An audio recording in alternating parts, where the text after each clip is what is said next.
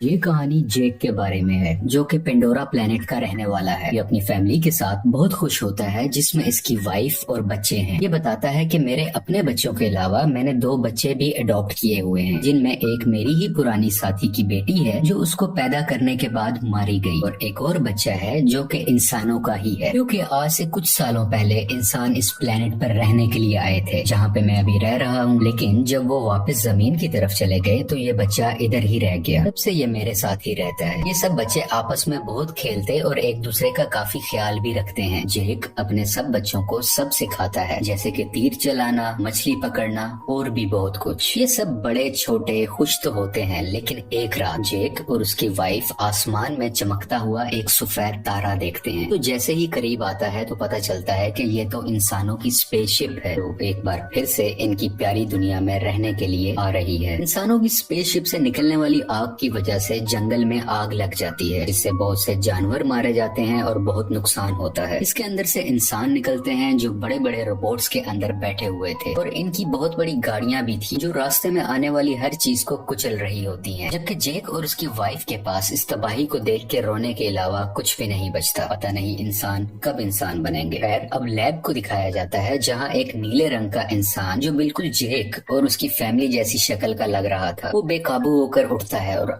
आसपास के लोगों को मारने लगता है। उसको उसके साथी कंट्रोल करते हुए बताते हैं कि आप हमारे कॉलोनल हैं, यानी कर्नल हैं, और आप इंसान ही हैं। हमने आपके मरने के बाद आपको मॉडर्न टेक्नोलॉजी की मदद से ऐसी बॉडी दे दी है जिस वजह से आप इस प्लेनेट पे जिंदा रह सकेंगे। आप दिखने में इस प्लेनेट के लोगों जैसे ही लगेंगे, तो आपको फिक्र करने की कोई जरूरत नहीं है। इसी तरह बहुत से इंसानों को ऐसी बॉडी दे दी जाती है जो कि हम इन कर्नल के आसपास खड़े लोगों में देख भी सकते हैं। दूसरी तरफ जेक और उसके साथी इंसानों को रोकने के लिए उनकी ट्रेन को तबाह कर देते हैं, जिसमें उनके हथियार और खाने का सामान जा रहा था। ये लोग खुद उड़ने वाले क्रिएचर्स पर थे और इंसानों के हेलीकॉप्टर्स को भी तबाह करने के बाद उनका सामान लूट लेते हैं। जब कर्नल को इस होने वाले नुकसान का पता चलता है तो वो जेक को मारने का प्लान करता है, क्योंकि जेक ही है जो नावी लोगों का लीडर है। बेसिकली जेक और उस जैसे दिखने वाले लोगों को नावी कहा जाता है। ये सभी वो लोग हैं जो जंगलों में रहते हैं और इन्हीं ने ट्रेन पर अटैक भी किया था। लेकिन कर्नल की सीनियर ऑफिसर उसको बताती है कि हमने जब भी जेक के जंगल में अपने जहाज भेजे तो उनके उड़ने वाले क्रिएचर्स ने हमेशा उनको तबाह किया। तुम ही हमारी उम्मीद हो जो कुछ कर सकते हो। तो कर्नल जंगल में अपने कुछ साथियों के साथ पैदल जाता है जहाँ पर जेक के बच्चे खेल रहे थे। वो अपनी तरफ इंसानों को आता देखकर अपने फादर को बताते हैं, लेकिन उसी वक्त इंसान उनको पकड़ लेते हैं। कुछ ही देर में जेक की वाइफ वहाँ पर पहुंचकर एक इंसान के सर से तीर आर पार कर देती है। दोनों में लड़ाई शुरू हो जाती है। जेक की वाइफ अपनी बाकी बच्चों को तो बचा लेती है, लेकिन कर्नल उसके उस बेटे को उठा के अपने साथ ले जाता है जो इंसानी शक्ल वाला बच्चा था, जिसको इन्होंने अडॉप्ट भी किया हुआ था। जेक की वाइफ अपने बच्चे को लेके परेशान ही थी कि जेक कहता है कि हमें इस जंगल को छोड़कर जाना होगा, क्योंकि मैं यहाँ का लीडर हूँ और वो कर्नल मेरे पीछे है। क्योंकि जब पहले इंसान यहाँ आए थे तब मैंने ही कर्नल को मारा था। क्योंकि वो नीले जिस या एवाटार में जिंदा होकर दोबारा आया है तो वो मुझे मारना चाहता है। अगर मैं, तुम और हमारी मुकम्मल फैमिली यहाँ से चली गई तो हम अपने कबीले के बाकी लोगों की जान बचा सकेंगे, क्योंकि हमारा पकड़े जाने वाला बच्चा जल्द ही हमारी लोकेशन बता देगा कि हम कहाँ रहते हैं और इंसान यहाँ तक पहुँच जाएंगे। जेक की वाइफ जाना तो नहीं चाहती लेकिन आखिरकार मान जाती है। जबकि दूसरी तरफ इंसान जेक के बच्चे पर जुल्म कर कर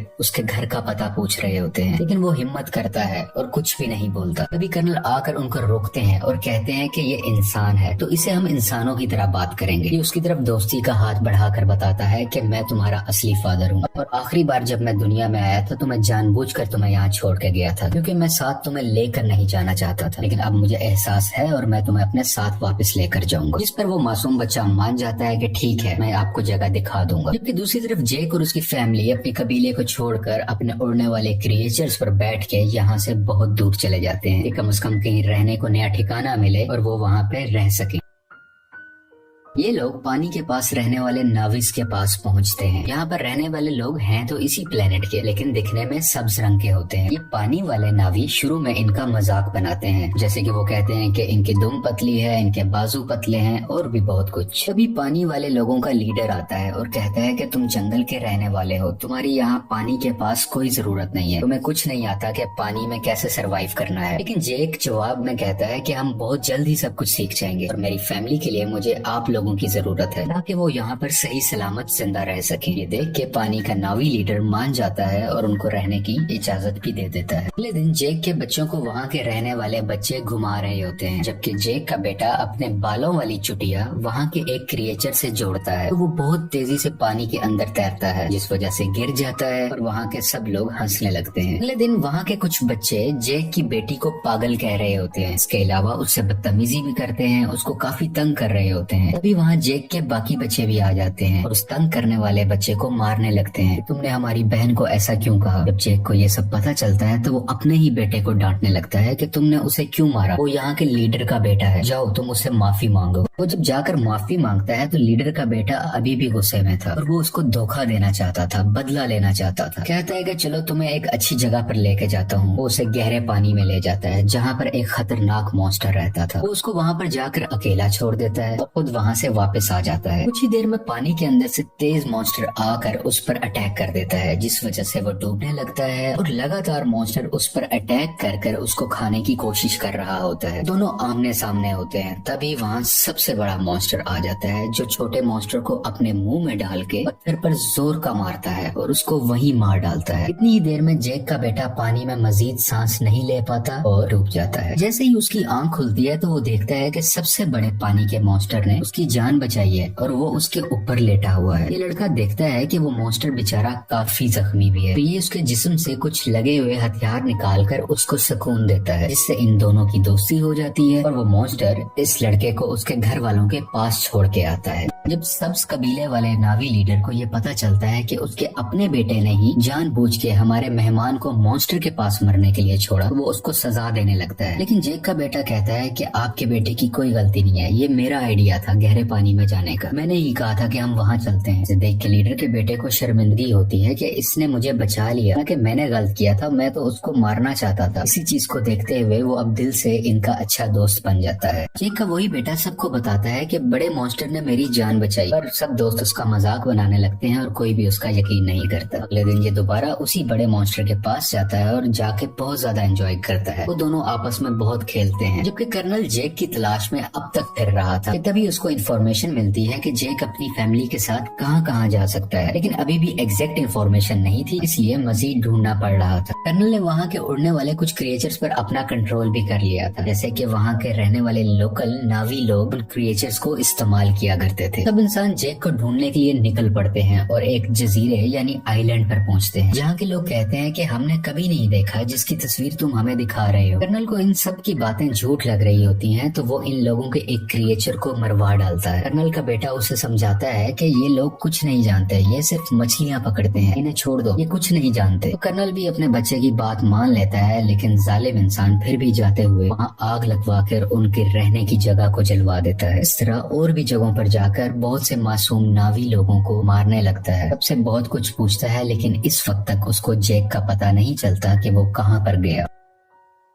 इसी तरह ये सब इंसान पानी वाले एक क्रिएचर को देखते हैं, उस पर भी लोहे की बनी हुई चेन और कुछ छोटे मिसाइल से अटैक करते हैं। इसके अलावा एक ऐसी अल्ट्रासोनिक गन से भी अटैक करते हैं जिससे वो मॉन्स्टर इंसानों पर हमला ही नहीं कर पाता, इंसान इसको बड़े आराम से पकड़ सके। वो बेचारा मॉन्स्टर अपने छोटे बच्चे के साथ तैर रहा होता है, जिसने इंसानों का कभी कुछ नहीं बिगाड़ा था, लेकिन वो दर्द से तड़प रहा था, चीख रहा था और आखिरकार वहीं पर मारा जाता है। उसका छोटा सा बच्चा इर्द गिर्द घूम कर उसको आवाजें दे रहा होता है और इंसान बहुत ही बेशर्मी के साथ खुशी में तालियां बजा रहे थे कि वो अपने मिशन में कामयाब हो गए। ये सब देखकर कर्नल का बेटा काफी तकलीफ में होता है, क्योंकि उसको इन सब जानवरों की फिक्र थी और वो इस होने वाले जुल्म को बिल्कुल बर्दाश्त नहीं कर रहा होता। इंसान उस क्रिएचर को पकड़कर अपने साथ ले जाते हैं, उसके मुंह के अंदर जाके ड्रिल मशीन से उसके मुंह के ऊपर वाले हिस्से में सुराख करते हैं, जिसके अंदर से एक पीले रंग का लिक्विड निकलता है, जो कि एक ऐसा पानी है कि जो भी पिएगा उसकी उम्र बहुत कम स्पीड से बढ़ेगी, यानी उसको जिंदा रहने के लिए बहुत से साल मिल जाएंगे और वो जल्दी नहीं मरा करेगा। और इस लिक्विड की कीमत भी करोड़ों डॉलर्स में है, इसको ये मार्केट में बेच के बहुत पैसा कमाने वाले हैं। अगले दिन मरने वाले मॉन्स्टर क्रिएचर को सब्ज नावी लोग देख लेते हैं। इसके बाद जेक को बुरा भला कहने लगते हैं कि तुम्हारी वजह से इंसान इधर तक पहुंच गए और अब वो हमारे क्रिएचर्स को मार रहे हैं और बहुत जल्द हमें भी, इसलिए जो भी हुआ सो हुआ। ग्रीन नावी लीडर कहता है कि हम इंसानों से मुकाबला करेंगे, इसके कुछ देर बाद ही जेक का बेटा सबसे बड़े मॉन्स्टर से एक बार फिर मिलने जाता है और देखता है कि उसके ऊपर एक एंकर जैसी डिवाइस लगी हुई है, जिसकी वजह से उस मॉन्स्टर को उस डिवाइस ने वहीं रोका हुआ था और वो वहां से हिल ही नहीं पा रहा था, क्योंकि इंसान उस लिक्विड को हासिल करने के लिए और भी मॉन्स्टर्स को मारने का इरादा रखते हैं। और इस बार बारी है जेक के बेटे के बड़े मॉन्स्टर की,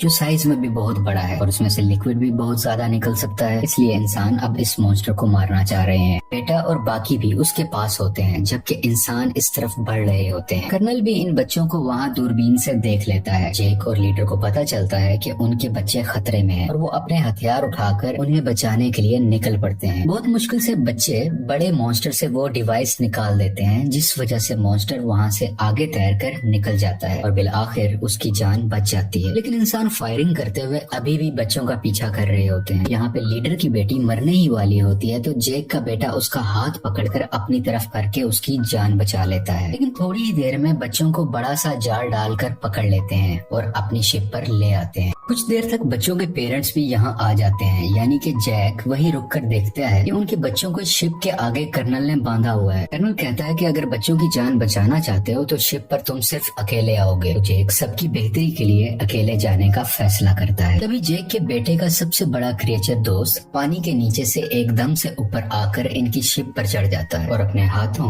और दुम से वहाँ खड़े इंसानों को मारने लगता है और हर चीज तबाह कर रहा होता है। ये देख के जेक और लीडर के लोगों को भी मौका मिल जाता है कि वो इंसानों पर हमला कर दें और वो सब लोग शिप की तरफ बढ़ने लगते हैं। इंसानों और इन सब नावी लोगों के दरमियान काफी लड़ाई हो रही होती है। बहुत से इंसान भी मारे जाते हैं और कुछ नावी लोग भी। और वो पानी वाला क्रिएचर इंसानों की एक छोटी शिप के ऊपर से छलांग लगाकर उसको लोहे की रस्सी से इनको दबाकर मार देता है। जेक भी इंसानों का मुकाबला करते हुए बच्चों के पास आके उनको वहाँ से छुड़वा लेता है। कुछ बच्चे अपने अडॉप्टेड इंसानी भाई को भी ढूंढ लेते हैं और वहाँ से भागकर अपनी जान बचाते हैं। लेकिन उसी दौरान जेक का एक बेटा मारा जाता है और उसकी माँ ये सब देखकर अपने दिल पर काबू नहीं रख पाती और चिल्ला चिल्ला कर रोने लगती है। जेक के दो बच्चे फिर से कर्नल ने पकड़ लिए होते हैं और वो लोग इंतजार कर रहे होते हैं कि जेक इनको बचाने आएगा और इसी मौके को देखते हुए हम उसे मार डालेंगे। जेक वहाँ बड़ी खामोशी से आकर धमाका करता है, जिससे हर तरफ आग ही आग हो जाती है। बहुत से इंसान भी मारे जाते हैं। उसकी वाइफ भी बहुत से इंसानों को अपने तीर से हमेशा के लिए खत्म कर देती है और एक इंसान को गुस्से वाली आंखें दिखाते हुए मार डालती है, क्योंकि अभी अभी उसने अपना बेटा खोया था। उसकी आंखों में दर्द था। मौका देखते हुए कर्नल जेक की बेटी की गर्दन पर चाकू रख के उन सबको हथियार डालने का कहता है। लेकिन उसी दौरान जेक की वाइफ वहाँ आकर कर्नल के ही बेटे की गर्दन पर चाकू रख देती है, जिसको देखते हुए कर्नल को उसकी बेटी को छोड़ना पड़ जाता है। अब फाइनली कर्नल और जेक की आपस में हैंड टू हैंड लड़ाई होती है। इसमें बहुत मुश्किलों के बाद जेक कर्नल का गला अपने हाथों में दबाकर उसे मार देता है और आखिरकार ये जालिम कर्नल पानी में डूबने लगता है। लेकिन कर्नल का बेटा उसे डूबने से बचाकर पानी के ऊपर ले आता है, क्योंकि कर्नल ने उसकी जान जो बचाई थी जब जेक की वाइफ ने उस पर चाकू रखा हुआ था। जब कर्नल कहता है कि बेटा मेरे साथ आओ, तो वो उस पर गुस्सा कर अपनी फैमिली के पास चला जाता है, यानी कि जेक के पास। और इसको देखकर जेक की फैमिली भी बहुत खुश होती है और उसको पहले की तरह ही प्यार करती है। आखिर में जेक अपने मरने वाले बेटे को पानी के अंदर दफना देता है और उस वक्त उसको सब पुराना याद आ रहा था कि मेरा बेटा जो आज मरा है उसको मैंने कैसे अपने हाथों में उठाया था जब वो पैदा हुआ था, और आज अपने ही हाथों से दफन भी कर रहा हूँ। और इस फिल्म की कहानी यहीं पर खत्म हो जाती है।